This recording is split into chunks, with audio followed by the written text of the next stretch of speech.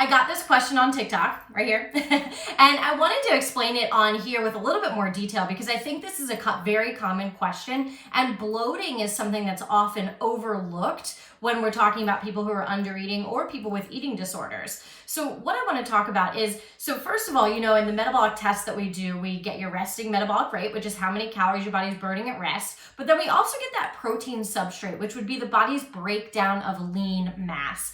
So what I want to point out about that breakdown is when your body's breaking down too much of your lean mass, which I talk about a lot on here, that can actually also include digestive enzymes, meaning the gut does not provide the body with as many digestive enzymes. So when you eat, your digestion is actually a little bit slower. Your body's not making as much digestive enzymes, and it can result in bloating and really feeling that meal, right? So there's also a thing that we like to talk to our clients about, which is that when you're not taking in enough food, it actually decreases the body's availability of carbohydrates and protein for that matter. You need both carbs and protein to make serotonin. Serotonin is that happy neurotransmitter, right? 90% of your serotonin is actually made in the gut. They call your gut your second brain for a reason. When your serotonin is low, it causes an increase in what's called gastroparesis, which would be slow gut movement. So that can result in bloating and constipation, and sometimes even on the flip side, diarrhea, because there's a lot of weird stuff going on in your gut with gastroparesis. It can also cause an increase in depression, anxiety, obsessive thoughts, and all of these things.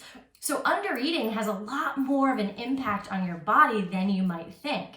Now, one other thing I want to talk about to answer this question is actually a metaphor from the book Sick Enough by Dr. Jennifer Gaudiani. She's excellent, and so this metaphor is hers. I'm going to give her full credit, but I want to share it with you because I think it's really interesting and again answers this question really, really well.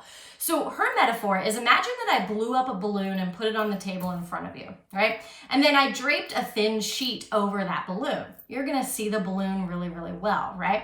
Now imagine I took that same balloon, but then I put a weighted blanket or a horse blanket on top of it, something really heavy, right?